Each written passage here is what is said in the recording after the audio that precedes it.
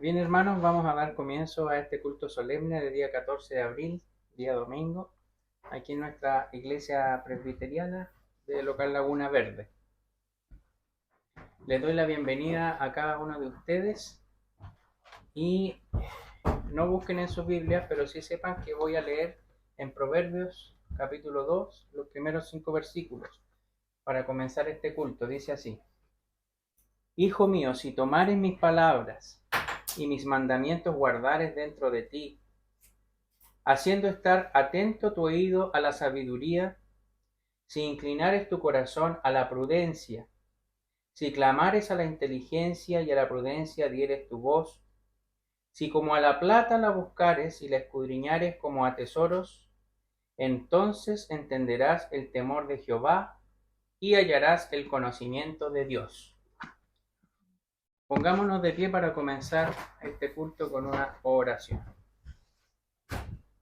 Buen Dios y Padre eterno, te damos gracias, Señor, porque un grupo de tus hijos ha decidido reunirse en este lugar para poder elevar este culto solemne en gratitud hacia un Salvador todopoderoso. Te pedimos que las alabanzas, que todo lo que oremos, que sea para glorificar tu nombre, y también tú seas con el predicador de esta tarde. Bendice a los que no están también en esta hora por diversas razones, y acompáñanos durante la dirección también de este culto. Todo te lo pido en el nombre del Señor Jesús. Amén. Amén. Vamos a permanecer en pie y vamos a buscar el himno número 15, que también va a estar proyectado aquí adelante de nuestro himnario. Se titula Hosana, himno número 15.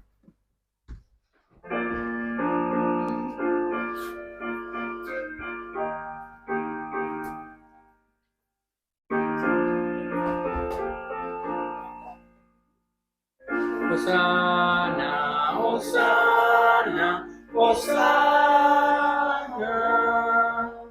El cielo y tierra es del Señor, la gloria y potestad, y nos circunda con su amor la excelsa Trinidad. Alzad pues himnos de honor, que es grato el sumo bien, y a Dios brindamos todo honor, ahora y siempre. Amén. A Dios brindamos todo honor, todo honor, todo honor. A Dios brindamos todo honor, ahora y siempre. Amén. Pueden tomar su asiento. A Dios rindamos todo honor. Cada uno de nosotros que se encuentra en este lugar, esperemos que es el sentimiento que cada uno tiene al venir a la iglesia, que es dar todo el honor a nuestro Señor. Y vamos a buscar en nuestras Biblias, en el libro de Segunda de Pedro,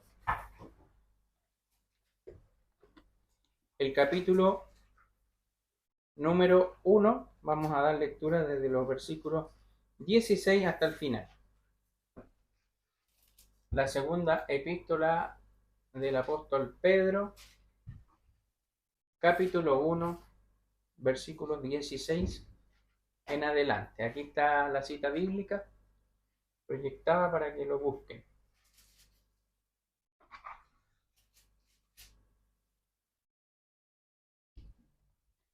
Nos ponemos de pie una vez que hayamos encontrado la lectura bíblica y le vamos a dar lectura alternadamente.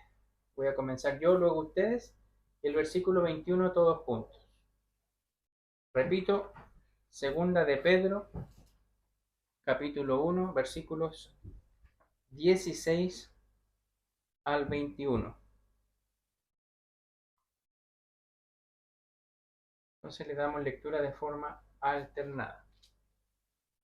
Dice así la palabra del Señor: Porque no os hemos dado a conocer la potencia y la venida de nuestro Señor Jesucristo, siguiendo fábulas por artes compuestas, sino como habiendo con nuestros propios ojos visto su majestad.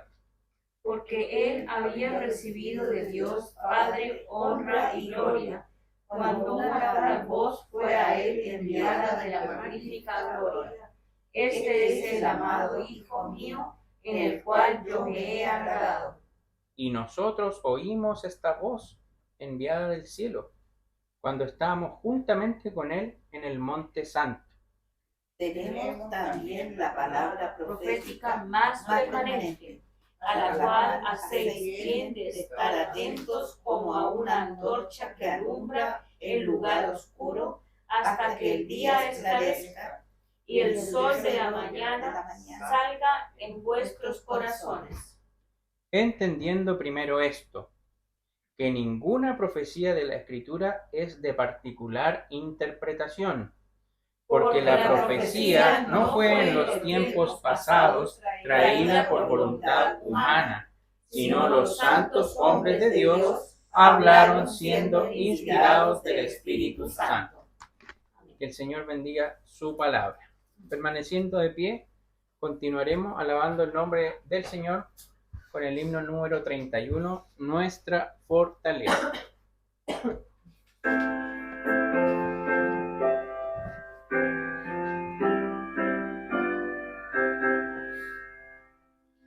Nuestra fortaleza,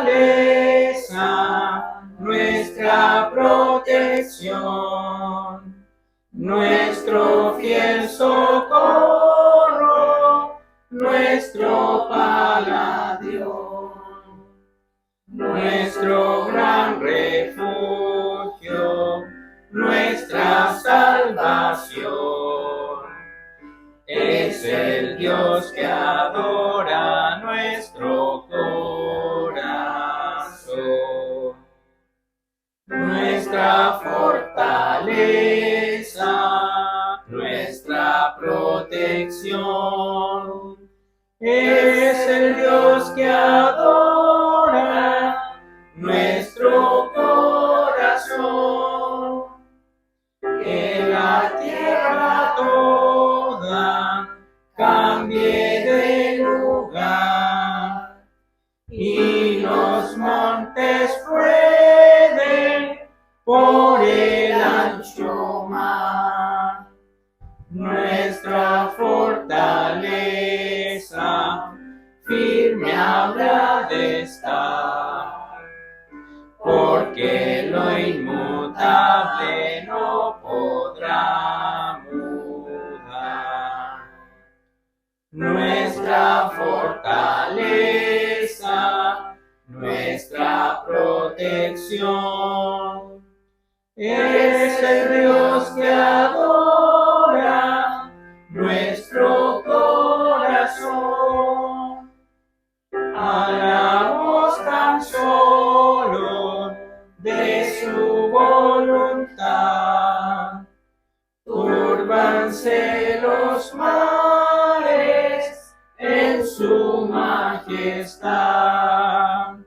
Tiembla la montaña, todo es vanidad. Al vibrar su acento por la inmensidad. Nuestra fortaleza, nuestra protección, es el Dios que adora nuestro corazón. Que otros en sus fuerzas quieran descansar, o en las que este mundo les promete dar.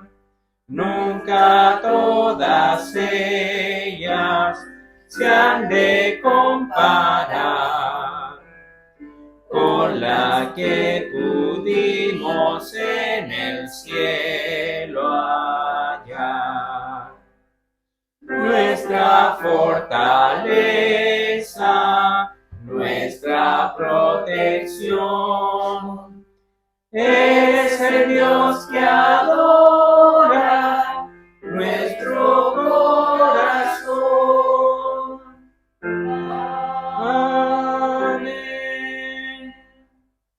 Pueden tomar su asiento y nos dispondremos en este momento a recibir las ofrendas. Entonces, quiero pedirle a la hermana Maleli, por favor, que reciba la ofrenda, mientras nosotros vamos a entonar el corito de la ofrenda que dice así. Yo doy mi ofrenda, pues amo a Jesús. Yo doy mi ofrenda, pues le amo a Él. Traemos nuestra ofrenda, la damos con amor, para extender su obra, acéptala, Señor. Oremos. Señor Padre Celestial, te damos gracias por las ofrendas recibidas. Ayuda a cada uno de nosotros los presentes y sobre todo ayuda a la persona encargada de administrarlo y todo esto para extender tu obra. Todo te lo pedimos en el nombre de Jesús. Amén. Amén. Vamos a cantar un himno antes de pasar a la predicación, que en esta tarde está a cargo de nuestro hermano Román Crespo. Este himno es el 212 del anexo. En la mansión do Cristo está. ¿Lo hacemos puesto de pie? Himno 212 del anexo. 202. Ah.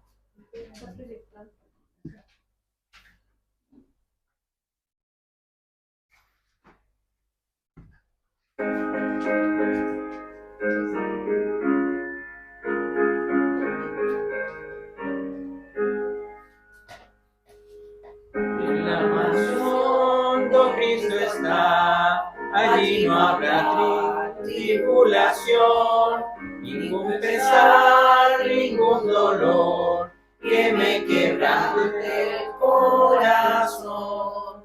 Allí no habrá tribulación, ningún pesar, ningún dolor, y cuando esté morando allá, diré que no hay tribulación. Sería muy triste estar aquí, muy lejos sí del Salvador, pues moran ya con Él allí los redimidos por su amor. Allí no habrá tribulación, ningún pesar, ningún dolor, y cuando esté morando allá, diré que no hay tribulación. Perfecto amor encontraré en la mansión del Salvador. Perfecta paz allí tendré, mejor que la que gozo hoy. Allí no habrá tribulación, ningún pesar, ningún dolor, y cuando esté morando allá, diré que no hay tribulación. Entonces sí, yo gozaré de toda la felicidad, y ya con Cristo reinaré por toda la eternidad. Allí no habrá tribulación, ningún pesar, ningún dolor, y cuando esté morando allá, diré que no hay tribulación. Bien, doy paso ahora a la predicación de esta tarde.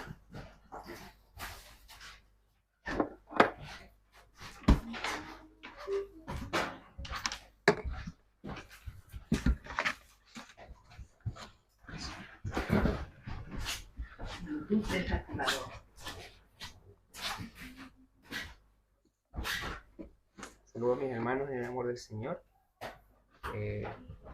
Bueno, siempre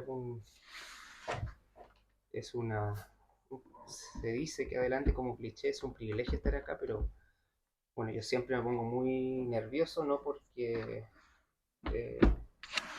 sea nervioso de base, sino que porque en verdad es una responsabilidad grande.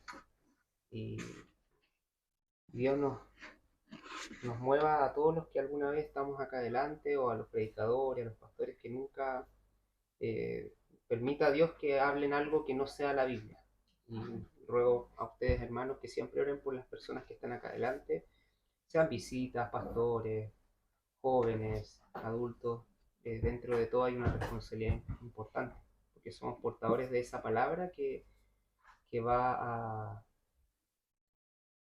animar al pueblo de Dios, que va a exhortar al pueblo de Dios a todo oyente. Entonces es una responsabilidad súper grande.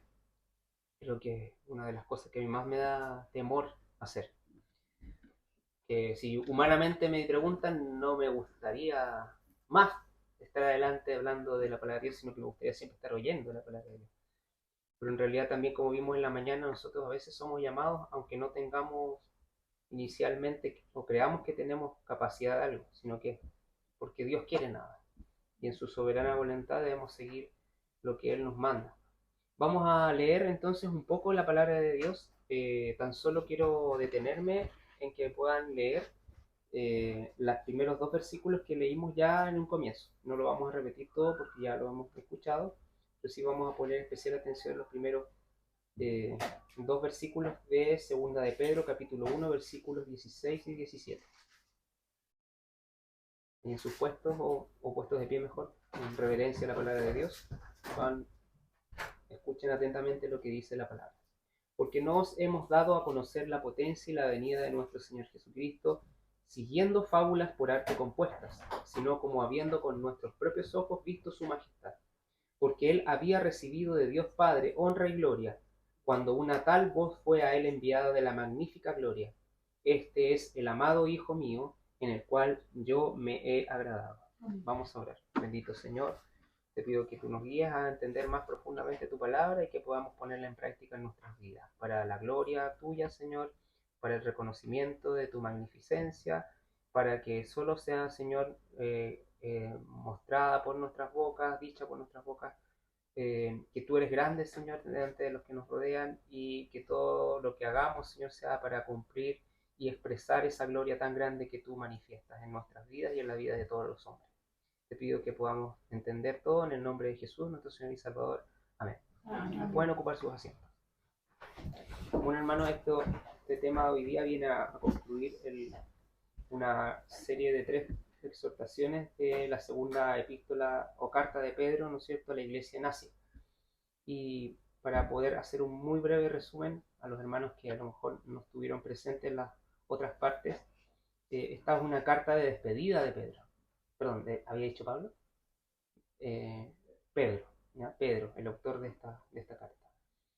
Y vemos que él se despide, pero no con un ánimo de tristeza, sino más bien con un ánimo, con una profunda convicción de que este era un testamento de la iglesia, de que era su deber escribirlo, inspirado por Dios, y que debía ser escrito para todas las iglesias que estaban en Asia, porque él probablemente ya había de morir, como se revela en el versículo 14 de este capítulo. Entonces, introduciendo un poco y resumiendo un poco lo que vimos en los temas anteriores, en el primer tema sobre todo analizamos cómo Pablo saluda a la iglesia en los primeros 2 versículos y posteriormente en los primeros 2 versículos siguientes, en versículo 3 y versículo 4, se encarga de decirle a los hermanos que deben confirmar la vocación y elección, ¿no es cierto?, hecha de parte de Dios a los creyentes. Analizamos hasta en la mañana que el acto soberano de Dios de que estemos aquí presentes y seamos hechos sus hijos es producto de una elección en la cual ha participado exclusivamente Dios, en la cual ha tomado, ¿no es cierto?, de todos los hombres pecadores, ¿no es cierto?, unos cuantos de acuerdo a su voluntad para traerlos a la salvación. Y en esa elección, eventualmente, si bien tenemos una cooperación de parte nuestra, no tenemos absolutamente ningún mérito para poder recibirla. Entendemos que somos, ¿no es cierto?, beneficiarios de la misericordia de Dios. Y por lo tanto, cuando somos hechos hijos suyos, no debe haber ningún ápice de orgullo, ni de engrandecimiento por obtener tal título, sino más bien debe ser de una profunda y sumo sentido de agradecimiento por lo que Dios hace por nosotros. Porque perfectamente podría Él habernos dejado a la muerte y seríamos justamente recompensados muriendo en una muerte eterna de nuestro Creador. Pero Él nos escogió, como habíamos dicho en un comienzo. Entonces el apóstol Pedro se encarga de decirles que seamos agradecidos en primer lugar de tal elección en los primeros versículos y posteriormente hagamos ejercicio de tal elección, ¿no es cierto?, creciendo en el verdadero conocimiento de Jesucristo que él menciona, que es las Escrituras. Ese verdadero conocimiento de Jesucristo nos permite a los creyentes, que después aparece en los siguientes 10 versículos, ejercer la piedad. Y si se acuerdan los hermanos que estuvieron presentes también en el primer y segundo tema, que la piedad se definía, ¿no es cierto?, como ese sumo amor y respeto que nace del corazón del creyente, que lee su Biblia cada día, que ora y que está en constante comunión con Dios. Entonces ese sentimiento, esa sensación, ese fruto que se llama piedad, exclusivamente nace en el corazón del creyente que permanece constante en los caminos de Dios. Y pudimos ver cómo la vida de Pedro hablaba de esa constancia. En Hechos se nos menciona en el capítulo 4 cómo él delante del Sanedrín, ¿no es cierto?, proclamaba un discurso elocuente, increíblemente sabio, hablando sobre la virtud de Cristo y cómo todos los que le escuchaban debían creer en él. Y vemos cómo los propios judíos se maravillaban de las palabras de Pedro. ¿No era acaso él un Galileo que estaba hablando de estas cosas? ¿No era acaso Pedro un inculto? Y sin duda de eso, ¿no es cierto?, se toma hechos para poder decir de que esa era una prueba de entonces de que Pedro estaba con Cristo. A continuación, ¿no es cierto?, al final de estos 10 versículos hablaba también Pedro de la importancia de perseverar, porque eso era y había sido, ¿no es cierto?, la razón por la cual él todavía continuaba en los caminos de Cristo.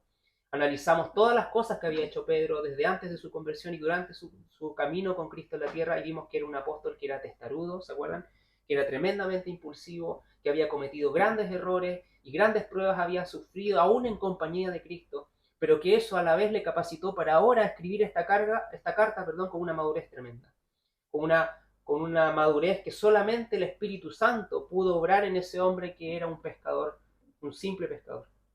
Y en esta última parte, enfocada en los últimos versículos de la carta, vamos a hablar sobre la situación actual de Pedro y su deseo final antes de morir, y también las evidencias del testimonio de Pedro, ¿no es cierto? ¿Qué era lo que él tenía que argumentar o con qué peso todas las cosas que le había dicho antes, ¿no es cierto?, tenían sus palabras? ¿Acaso era su sabiduría? Vamos a ver entonces y a introducirnos un poco más en lo que leímos. Entonces, antes de pasar al versículo 16, voy a leer unos versículos antes que dice, el versículo 14, sabiendo que brevemente tengo que dejar mi tabernáculo, como nuestro Señor Jesucristo me ha declarado. ¿Se acuerdan que les mencioné que Pedro sabía que iba a morir pronto? Él sabía que no le quedaba mucho tiempo, porque el propio Dios, ¿no es cierto?, el propio Jesús le había dicho que no le quedaba mucho tiempo. Es por eso que él se encarga de escribir esta carta. Y en el versículo 15 dice, también yo procuraré con diligencia que después de mi fallecimiento vosotros podáis siempre tener memoria de estas cosas. Es por eso que para él era importantísimo que esto quedara escrito, porque él quería eventualmente, como un líder maduro, como una persona legítimamente preocupada de la iglesia, dejar un registro escrito de lo que la iglesia tenía que aprender para poder perseverar como él lo hizo hasta la muerte. Entonces también el versículo 17 dice, porque él había recibido, el versículo 16, porque no os hemos dado a conocer la potencia y la venida de nuestro Señor Jesucristo siguiendo fábulas por arte compuestas, sino como habiendo con nuestros propios ojos visto su majestad. Y es así como ahora comienza esta última parte de la carta, hablando eventualmente, atacando, no solamente dirigiendo esta carta a los oyentes de la iglesia de Asia, sino que también dirigida a los que estaban oponiéndose al cristianismo en esa época. Entonces, eventualmente en el versículo 16, antes de seguir en esa parte, voy a contar una historia relacionada con este tema. Se cuenta que la historia del conocido himno Sublime Gracia, esta fue escrita por John Newton. ¿Sabían, hermanos, que yo creo que algunos de ustedes sí? Este personaje llamado John Newton creó esta obra en 1773. ¿Han escuchado la melodía de Sublime Gracia? Sublime gracia del Señor que un infeliz salvó. En esa letra y con una melodía tan reconocida, ¿no es cierto?, ha formado parte de los himnos clásicos de la cultura cristiana.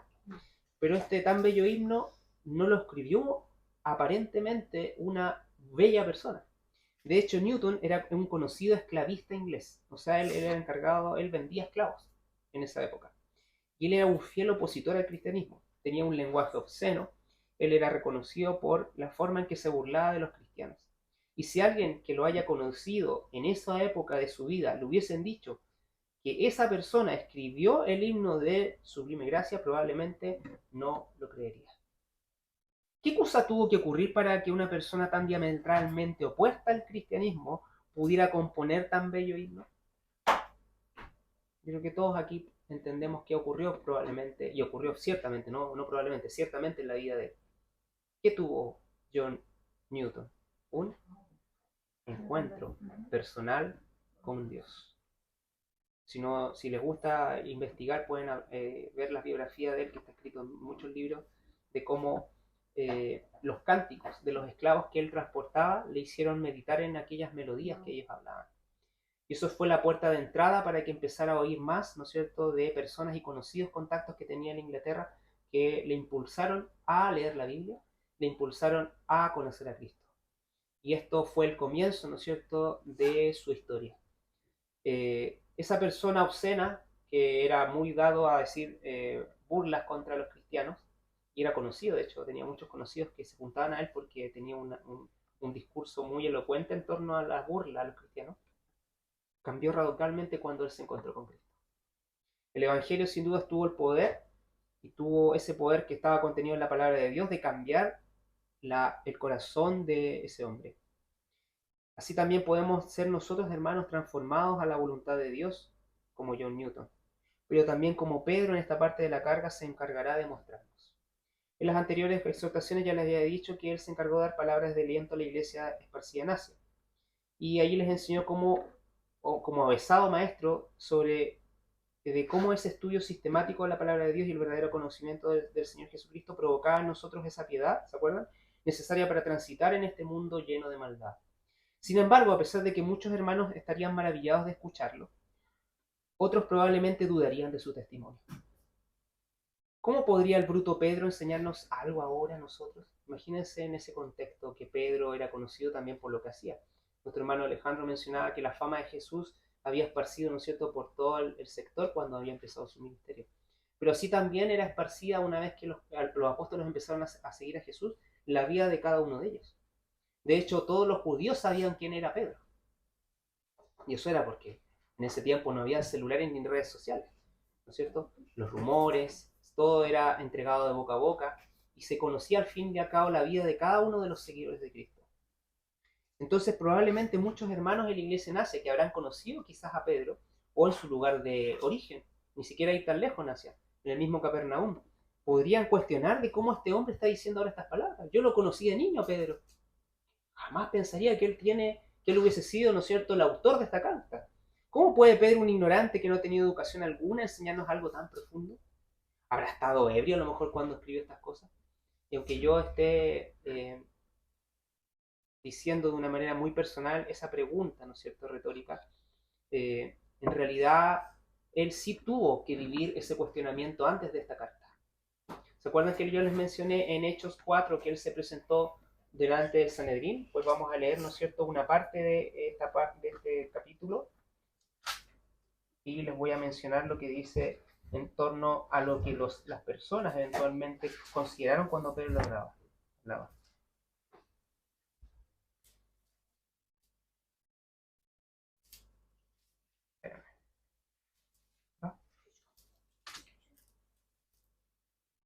Aquí está. Entonces, viendo el versículo 13, la constancia de Pedro y de Juan, sabido que eran hombres sin letras e ignorantes, se maravillaban y les conocían que habían estado con Jesús. Eventualmente, las personas que oían a Jesús, por una parte, creían en lo que decían, que habían estado con Jesús por tan gran discurso que habían dado. No podían creer, por un lado, que Pedro dijera tales palabras, pero por otro, sí podían entenderlo. Una importante cantidad de esos judíos pudieron creer, ¿no es cierto?, no solamente por el contenido del discurso de Pedro, sino también por la obra que había realizado ese evangelio en la vida de Pedro. Él mismo también era un testimonio delante de esas personas. Es por eso que es importante el mensaje, pero también es importante que nosotros podamos cuidar nuestro testimonio para ser un adecuado portador de aquel mensaje. Es por eso que en este primer punto, hermanos, se hace un llamado a que nosotros vivamos conforme Dios exige de nosotros. Necesitamos vivir vidas santas para que ese mensaje no pierda poder. No, por ese lado. No estoy diciendo que la palabra de Dios tenga menos poder de cambiar las vidas si es que lo está diciendo un pecador. Pero sin duda, el no creyente va a utilizar el testimonio de ese pecador para poder enlodar el testimonio de Cristo frente a otras personas que no creen. Por lo tanto, tenemos una responsabilidad de cuidar nuestro testimonio, porque es también una carta de presentación para el no creyente, que no va a creer en nuestro testimonio, sino que va a creer en el poder de la palabra de Dios, que va a cambiar esa vida que está escuchando el Evangelio, como también lo ha hecho en la vida de aquel que está entregando el Evangelio. Entonces también vamos a saber que aunque podamos tener un testimonio irreprochable, o podamos tener un testimonio moderado como Pedro, van a haber siempre personas que van a dudar y no solamente van a darse cuenta de la virtud de Cristo, sino que van a ser siempre opositores al Evangelio. Y en el mismo capítulo también se nos menciona lo siguiente. Espérenme, aquí está.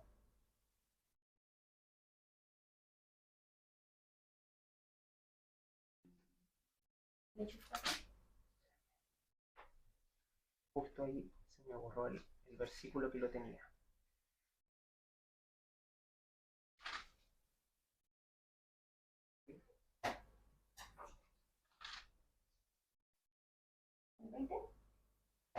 ¿En hecho? ¿Hecho? Sí, es Hechos 4. Bueno, voy a parafrasear un poco el versículo que andaba buscando, que es que si bien muchos habían dado cuenta de que la obra del Espíritu Santo había hecho maravillas en la vida de Pedro y habían visto y reconocido, ¿no es cierto?, el poder del Evangelio, otros eventualmente también decían, ¿qué es esto que estamos escuchando? Este hombre probablemente esté ebrio. Eventualmente también se nos menciona algo similar como cuando se produjo el discurso en Pentecostés, en Hechos 2.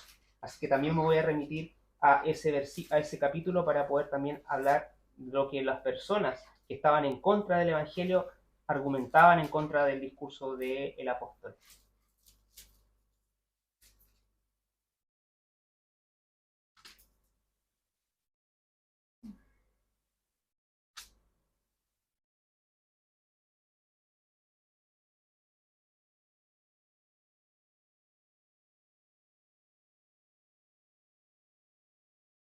Acá está. En Hechos capítulo 2, en el versículo 13. Dice, más, en el 12 voy a contextualizar, y estaban todos atónitos y perplejos diciendo los unos a los otros, ¿qué quiere hacer esto?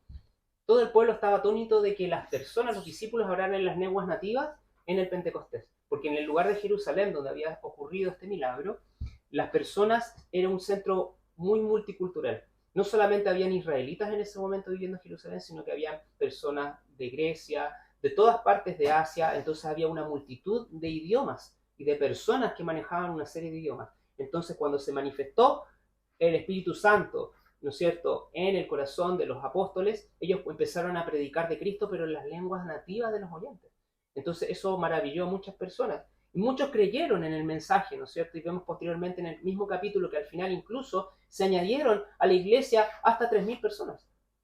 Pero también habían otros que eran escépticos que decían en el versículo 13, más otros burlándose decían que están llenos de motos. Estos están curados.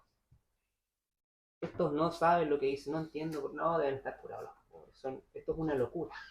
Y no nos debe extrañar que siempre haya oposición. Y como dijo también nuestro hermano Alejandro en la mañana, era necesario un Pedro, un carácter de Pedro para salir adelante. Aun cuando hayan personas con una fuerte poder político en ese entonces que vaya en contra del Evangelio. ¿Contra quién nos enfrentamos, hermanos, en nuestro trabajo, en nuestra familia? ¿Quiénes se oponen a que nosotros hablemos de Cristo?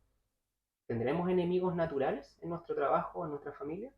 ¿O no sea que nosotros mismos venimos a ser nuestros propios enemigos por nuestra desidia? Entonces vemos, hermanos, de que Pedro en este primer versículo, en estos primeros versículos, viene a corroborar lo que había ocurrido en su vida. Que eventualmente él hacía un llamado a que la iglesia fuese fiel, a que la iglesia permaneciese constante en sus caminos.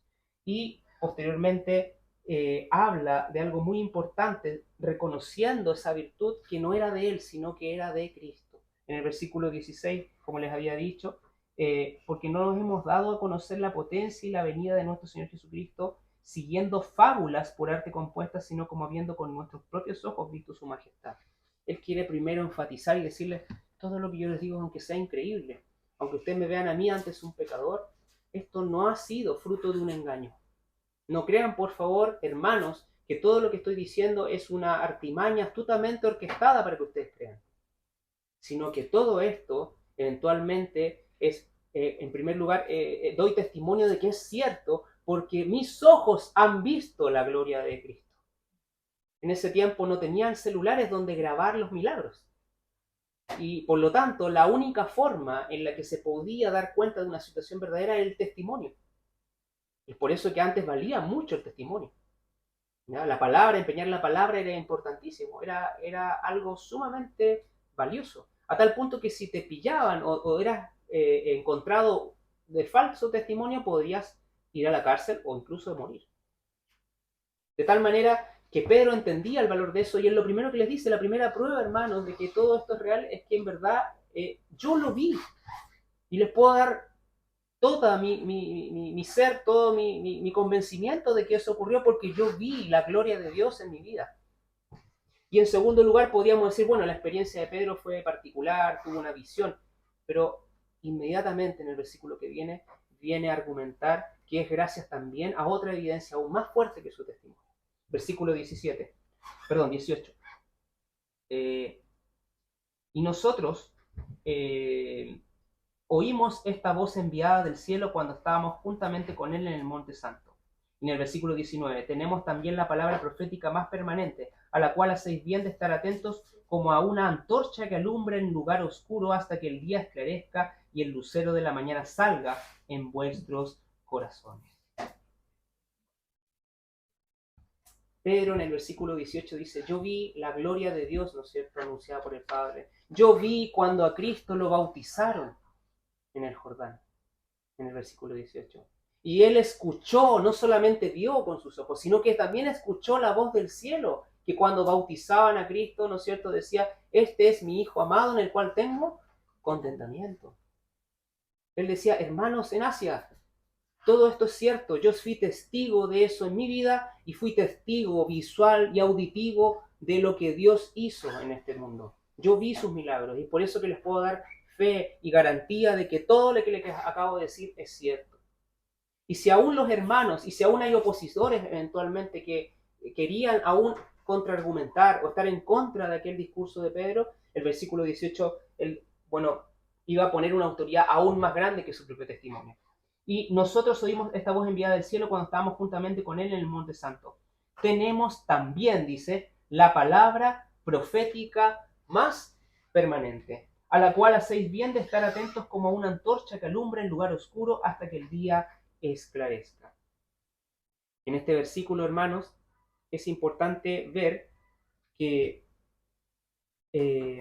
aquí ahora da cartas de otro argumento que es la palabra de Dios. Sus razones como testigo ocular también serían corroboradas con los otros sentidos, como les había dicho, con lo que había escuchado, ¿no es cierto?, en uno de tantas maravillas que había sido testigo, como era el bautizo de Cristo. Esto es actualmente, hermanos, decir que Pedro citó las Escrituras también. En ese tiempo, recuerden que el canon no estaba completo. Entonces, no sé si Pedro haya tenido en ese momento revelación de que lo que él iba a escribir iba a ser parte de lo que él ahora argumentaba como la palabra cierta. Porque él decía, bueno, si no me creen a mí, créanle a la palabra de Dios profética, refiriéndose al Antiguo Testamento. Pero él ahora, con su testimonio de fe, iba a sentar las bases de un libro que iba a conformar el canon bíblico. Entonces era maravilloso que él a lo mejor no tuviese conciencia de eso, pero nosotros ahora sí lo tenemos. De tal manera de que Pedro cita las Escrituras como prueba de sus argumentos. Recordemos que yo les he dicho que el canon, ¿no es cierto?, todavía no había sido constituido. Por lo que cuando Pedro habló de lo que oyó en el bautismo de Jesús, es como si hoy en día nosotros citáramos la Biblia en nuestras conversaciones. Así las razones de su discurso se sustentan en la experiencia cierta de la obra de Cristo en su vida, por lo que vio, lo que oyó, lo que experimentó, pero también se sustentan en algo aún más poderoso que es la palabra de Dios. ¿Cómo argumentamos nosotros que somos cristianos, hermanos, en nuestra familia y en nuestro trabajo? Hacemos como muchos carismáticos que solamente decimos, bueno, yo siento a Dios en mi corazón porque Él me toma, Él viene el Espíritu Santo. Algunos, ¿no es cierto?, ejemplos de mal doctrina, ¿no es cierto?, del Espíritu Santo. O remitimos a la palabra de Dios. Ponemos como cartas, ¿no?, la palabra de Dios, porque la palabra de Dios dice esto. Si tú me vienes a mí con argumentos, bueno, si no me crees no importa, pero la palabra de Dios dice lo siguiente. ¿Cuántos de los que estamos aquí presentes hemos hablado con la palabra de Dios a algún compañero de trabajo, a algún familiar en esta última semana que esté alejado de Cristo? Para Pedro no había problema. Él decía, de hecho, es mi más grande argumento para decir de que todo lo que estoy diciéndoles ahora a ustedes, hermanos en Asia, es cierto. La palabra de Dios es perfecta, es permanente, como dice el versículo 19. A la cual hacéis bien de estar atentos como una antorcha que alumbra en el lugar oscuro hasta que el día esclarezca y el lucero de la mañana salga en vuestros corazones. Y aquí me voy a detener porque esta parte es muy bonita. Yo leía antes esto como algo como que Pedro, siendo inspirado por el Espíritu Santo, dijo algo bonito y poético, ¿no es cierto? Sonó bonito lo que dijo, ¿no? Sí, mira cómo compara, ¿no es cierto?, nuestro camino como un camino oscuro y la palabra permanente es una antorcha que ilumina nuestro camino, citando quizás los salmos que hablan, ¿no es cierto?, que lámpara es a mis pies tu palabra y lumbrera mi camino. Quizás el propio Jesús le enseñó de aquello, pero él lo dice de otra manera un poco más poética, ¿no es cierto? Pero si vamos más allá, ¿se acuerdan que yo les hice ver dónde vivía Pedro y que eso nos dio una nueva visión de lo que había ocurrido? ¿Se acuerdan? Cuando miramos dónde había ocurrido el lugar en Capernaum, como que nos dio una nueva visión de ese relato, ¿no es cierto? Ahora pongámonos también en ese contexto. Pedro había sido un pescador. ¿Por qué quizás estaba usando esa imagen para decir que una antorcha, que la palabra de Dios en su vida era como una antorcha que iluminaba en la noche? ¿Qué hacía Pedro en las noches? ¿Y cómo veía dónde iba? ¿Se acuerdan que yo les mencioné? Con una antorcha. ¿Cómo se iluminaba si un día estaba nublado y hay una luna, pero a lo mejor estaba nublado? Si no habían ampolletas. Con una antorcha. Él iba, ¿no es cierto?, hacia lugares desconocidos todos los días, oscuros, por 5 o 6 horas, fácilmente. Y ahí tiraba su red y trabajaba. ¿Se acuerdan de la imagen de los 3 imágenes de los pescadores? La primera tiraban la red y estaba todo oscuro. No había luz. Lo que probablemente alumbraba su viaje y su trabajo era una antorcha. Y él ahora declara que para él la palabra permanente es en su vida como una antorcha. Como esa antorcha que lo protegía, ¿no es cierto?, que lo guiaba en su trabajo nocturno. Ahora la palabra de Dios para él era su nueva antorcha como un pescador de hombres. Y él ahora también se encarga de hacerles ver a sus hermanos que esa antorcha que alumbra en un lugar oscuro, ¿no es cierto?, nos debe motivar a seguir adelante en una vida que probablemente para muchos de nosotros sea oscura. La vida, podemos decir, la vida es bella, ver películas de ese estilo, pero sabemos que la vida no es bella todo el día. Hay altos y bajos en nuestra vida. Y para algunos hermanos presentes puede ser más oscura que bella. Con las pruebas, con las situaciones familiares, con las cosas que le ha tocado vivir. Y a ellos se dirige Pedro diciéndoles, ánclense a la palabra de Dios como una antorcha. Porque aunque su camino esté oscuro, deben perseverar en él como yo lo he hecho hasta este día. Y yo sé que voy a morir. Imagínense, él sabía que iba a morir y aún así seguía fiel. El saber un día específico, todos sabemos que vamos a morir un día, ¿no? ¿Hay alguien que no crea que va a morir? Yo creo que nadie. Pero si tú te dijera a Dios, tú vas a morir tal día, ¿cambiaría eso tu perspectiva de vida? Yo creo que muchos de los de aquí se nos derrumbarían muchos planes, cambiaría totalmente nuestra perspectiva de la vida, porque digo, me queda 1 año. Hermana, le queda 1 año de vida. ¿Qué haría usted?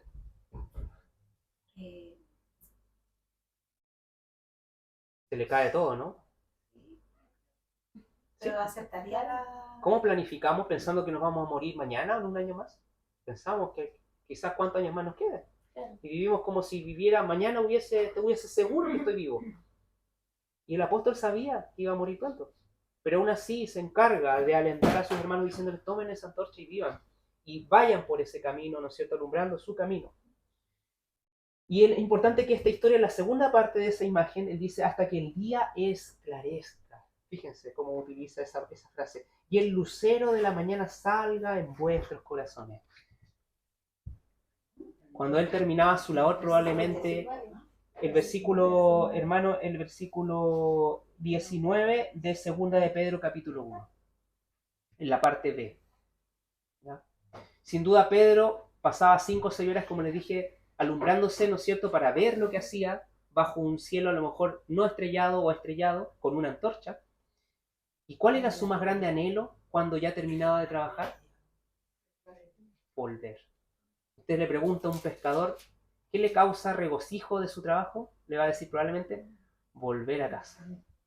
Y sin duda lo que marcaba para él, casi como nosotros con una alarma celular cuando termina la hora laboral, suena, me voy para mi casa, para él era, no tenía celular. ¿Qué marcaba el fin de su labor? El amanecer. ¿Y ya era necesaria la antorcha? No era necesaria la antorcha. Entonces vemos que esta imagen puede servir de ilustración para 2 eventos muy importantes en la vida del no creyente: el creer en Cristo. Aquella persona que, como mencionaba nuestro hermano Alejandro, había de oídas escuchado el mensaje, y esa palabra lo fue guiando de a poco, de a poco, de a poco hacia Cristo, hasta que conoce a Cristo. Así como Pedro se derribó de rodillas y dijo: Señor, apártate de mí que soy pecador. En ese momento de su vida alumbró el sol espiritualmente en la vida de Pedro. Así como también nosotros tenemos marcado una fecha muy importante en nuestra vida en la que también alumbró el sol, en la que conocimos a nuestro Señor, en la que una vez que antes de haberle conocido leíamos la Biblia y podríamos entenderla, ahora la Biblia dice algo totalmente distinto. Pasa a tener una profundidad completamente distinta cuando la leemos después de que somos salvos. Y por otra parte también habla de la vida del creyente, en su esperanza de encontrarse una vez cara a cara con Cristo. Porque hemos dicho que aunque seamos salvos, no vivimos muchas veces vidas perfectas, vidas felices, vidas completamente de regocijo. Pero eso sí, tenemos una esperanza de que cuando nos encontremos cara a cara con nuestro Señor, viviremos una eterna luz, viviremos en un eterno gozo, donde ya la Biblia propiamente tal ya no va a ser necesaria, porque vamos a estar cara a cara con el autor de la Biblia. Y sin duda eso es una esperanza para todos los que estamos aquí, que tal vez estamos fatigados. Y debo decirles, hermanos, que muchas veces me siento así. Aunque no tengo una enfermedad ni nada, pienso y reflexiono sobre la vida, que es tremendamente fatigosa. Y pienso que es tremendamente innecesario vivir para trabajar, levantarme a las 6 de la mañana para trabajar, llegar a mi casa a las 8 de la noche para trabajar. ¿Y qué saco de eso? ¿Dinero? ¿Y acaso el dinero me dará más vida? ¿Acaso el dinero me dará salud? Todo eso es vano, es vanidad. Pero aún así, ¿no es cierto?, tenemos una esperanza, porque no tenemos una mirada pesimista de la vida. Como cristianos nosotros tenemos una esperanza de que un día estaremos cara a cara con nuestro Señor y nos volveremos a encontrar. Tenemos esa esperanza presente día a día en nuestros corazones. Amén. Así la tenía, y quería Pedro que esa esperanza estuviera anclada en el corazón de los oyentes.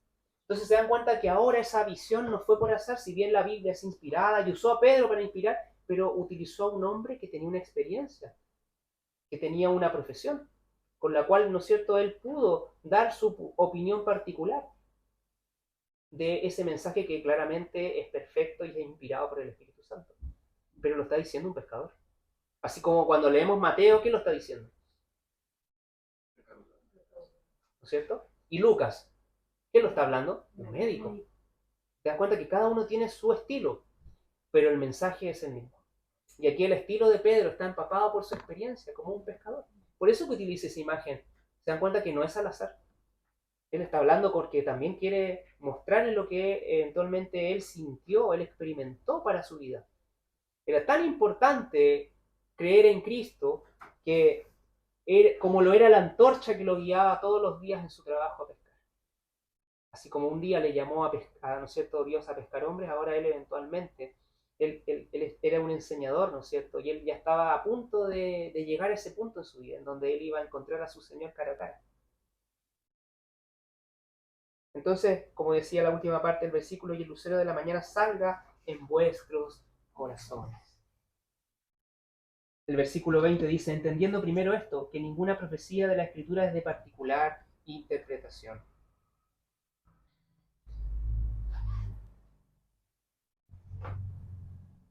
Este relato que está hablando Pedro es tan personal y profundo sobre la autoridad de la palabra de Dios que es confirmado por estas palabras finales de este capítulo, en donde se encarga de aclarar que la misma palabra de Dios no es una invención humana, sino es la forma escogida por Dios para revelarse a los hombres a través de la inspiración que el Espíritu Santo, ¿no es cierto?, obra en aquellos que la escribieron. Es importante también notar, como les había dicho en un comienzo, que Pedro no estaba hablándoles solamente a creyentes.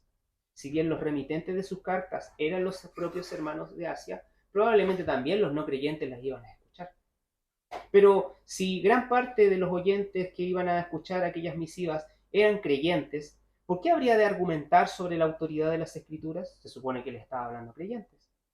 Sin duda, no había nadie que dudara de ellas, ¿o sí? Sí, pues hermano, es importante. Recordemos que Pedro, en el momento en el que escribió esta misiva, ya se acuerdan que había pronunciado su discurso del Pentecostés. Entonces, eventualmente ya les había mencionado que cuando él había hablado frente a los fariseos, algunos de ellos se burlaban, diciéndoles que estaban borrachos. Entonces, Pedro también aprendió de la experiencia. Él sabía que estas cartas no solamente iban a ser oídas por los hermanos en Asia, sino que también iban a ser oídas por otras personas que no conocían de Cristo. Es por eso que él tiene que encargarse de decir que esto es propio de la autoridad de la Escritura. Todo lo que había hecho tiene eventualmente un origen en la palabra de Dios. Y todo lo que él estaba escribiendo era porque él era inspirado por el Espíritu Santo a hacerlo. Así como se le había revelado que iba a morir, probablemente también se le había revelado que debía escribir esto para el crecimiento de la iglesia y para que otras personas que no fuesen cristianas creyeran.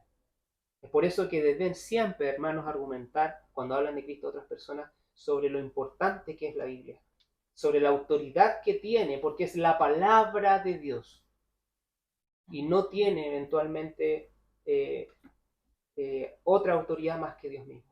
Aunque muchos autores, aunque sea conformada por más de 60 libros, eventualmente, aunque hayan sido escritos por personas que tenían distintas clases sociales, distintos trabajos, tiene un único hilo conductual hacia Cristo.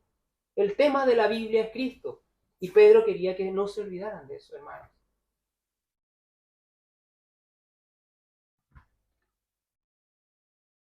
Es necesario entonces, como les dije, siempre resaltar que la autoridad de las Escrituras es divina. Pedro sabía, aun cuando que era una carta dirigida a creyentes, esta también iba a ser escuchada por judíos incrédulos, extranjeros, etc. Pedro, un hombre entonces, hermanos, fue una persona tremendamente impulsiva, que en sus comienzos, cuando conoció a Cristo, tenía un carácter único, irrepetible, y Dios le escogió por alguna razón. Podemos quizás sospechar por qué, pero en realidad la razón solo Él la conoce. Y la misma razón es por la cual usted está acá sentado en este momento. A veces nos miramos a nosotros mismos y nos decimos, ¿tendremos mérito de ser hechos hijos de Él por nosotros mismos? Nadie tiene propios méritos de ser hijos de Él. Pero Él nos escogió. No sabemos por qué, pero Él nos escogió para algo. Con ese firme propósito es que debemos agradecerle a Dios. No debemos sentirnos eventualmente inmerecedores y caer en una autolástima, sino más bien debemos ser agradecidos y debemos esforzarnos en cumplir la voluntad de Dios, que de otra manera, ¿no es cierto?, hubiese permitido justamente que hubiésemos ido al infierno, pero que ahora ya no, vamos al cielo, hermanos.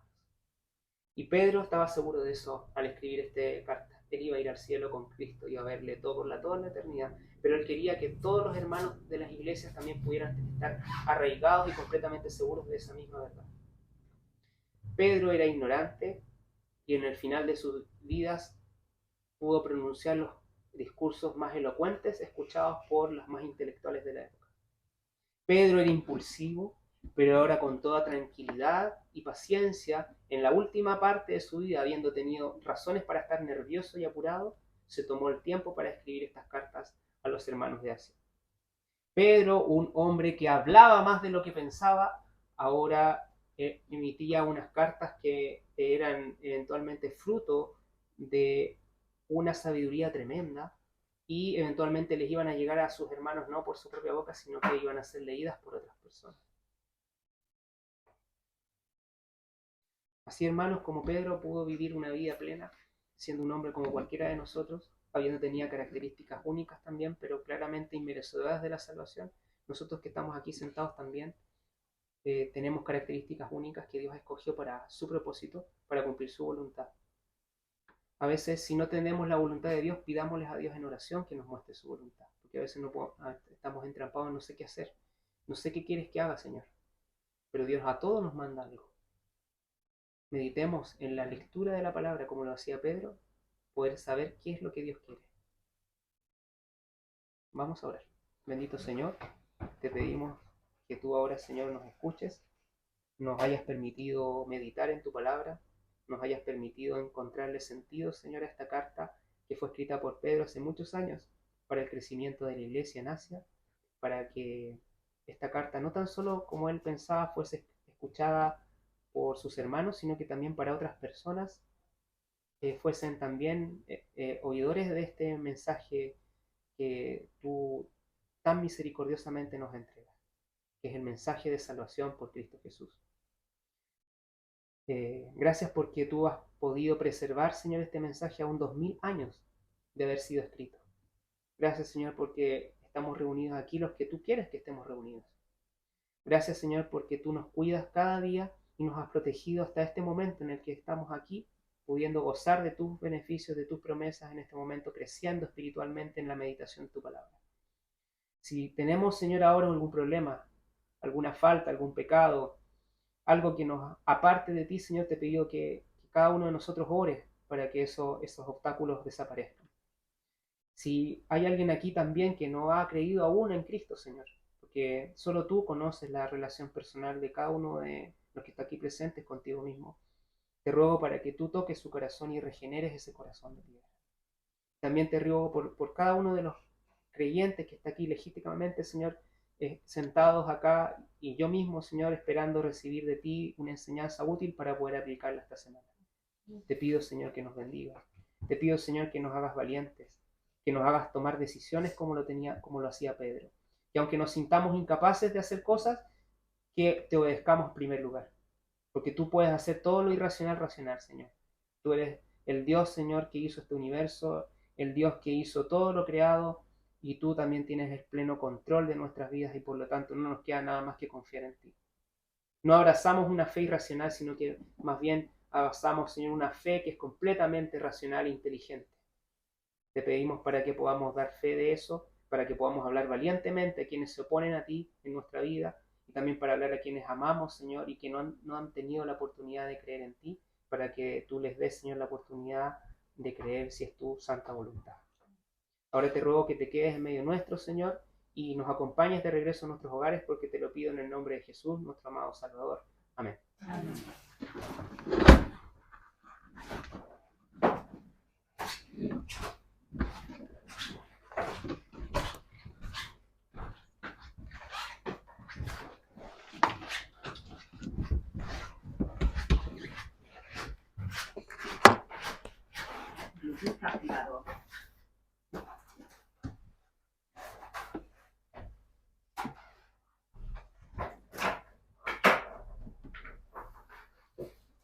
¿Cuál es la clave?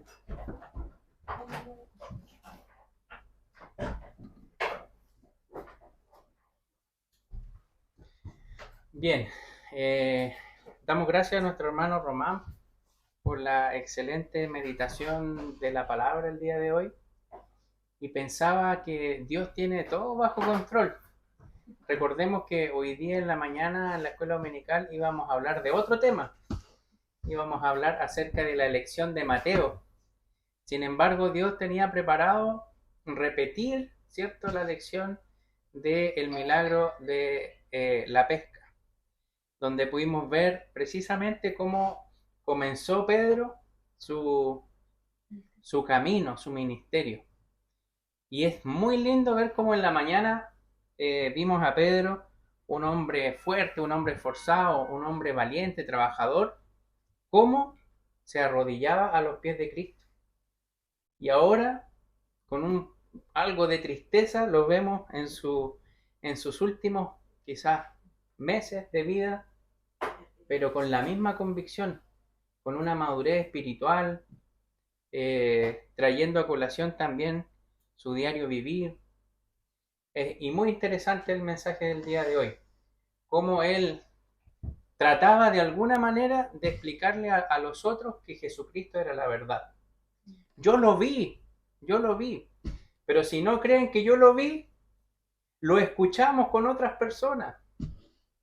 Y si no creen que lo escuchamos, tenemos la palabra tangible. Entonces tenemos la vista, el oído, el tacto. Todas las formas posibles Pedro trató de dejar ese legado, ese testimonio. Así que agradecemos por el hermoso mensaje del día de hoy. Y para Dios no hay ninguna coincidencia, sino que Él preparó todo para que este día nosotros saliésemos fortalecidos en esta historia muy, muy interesante. Vamos a continuar.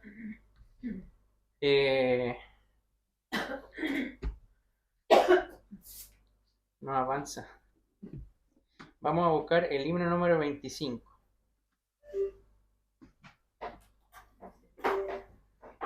Vamos a ver si ahí agarra. Sí. Ya, nos ponemos de pie, vamos a cantar el himno número 25. Cantad alegres al Señor, porque debemos nosotros estar contentos el día de hoy. No debemos irnos con una sensación triste, sino que todo lo contrario. Así que vamos a cantar este himno. Número 25. Cantad alegres al Señor.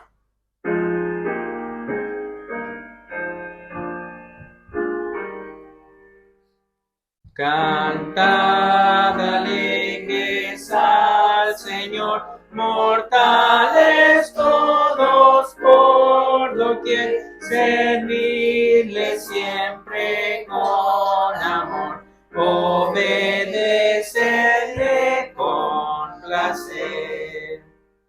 Con gratitud canciones al Creador que el ser nos dio, el nombre augusto venera, del que cual Padre nos amó. Su pueblo somos, salvará a sus ovejas el pastor, ninguna de ellas faltará, si fuere fiel a su Señor. De su promesa el alto don nos dio, y fiel sabrá cumplir, si a nuestra vez el corazón le damos puro hasta el morir. Tomen su asiento.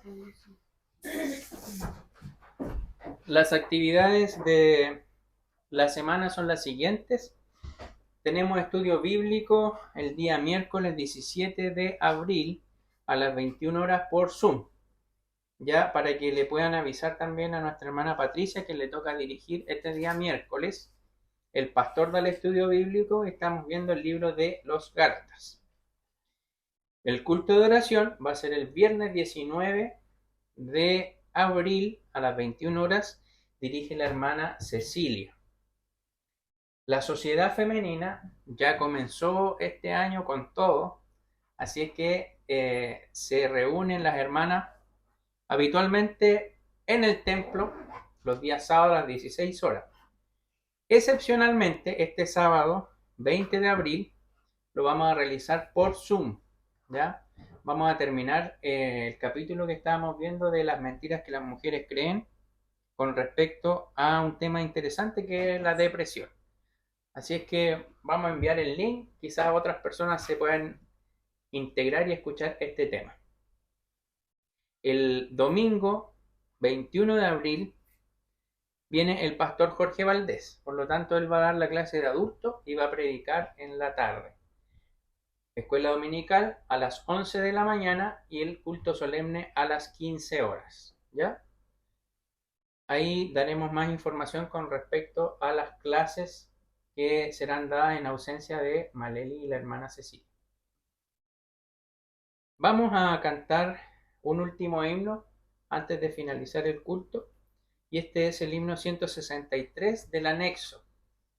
Se titula Ya pertenezco a Cristo. Lo vamos a hacer puestos de pie.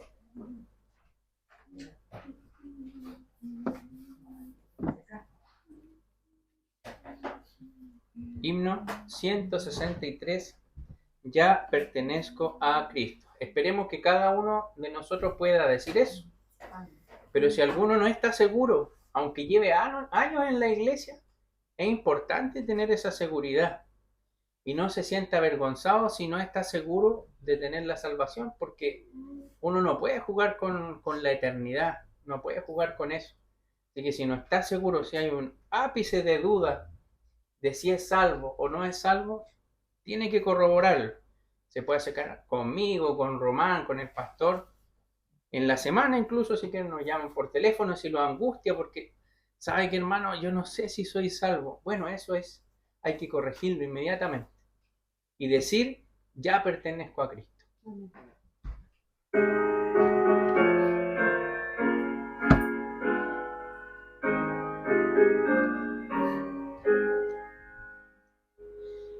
Cristo el Señor me ama por siempre, mi vida guarda tan tiernamente, vence el pecado, cuida del mal, ya pertenezco a Él, ya pertenezco a Cristo, y Él pertenece a mí. Es mío por la eternidad y en esta vida aquí.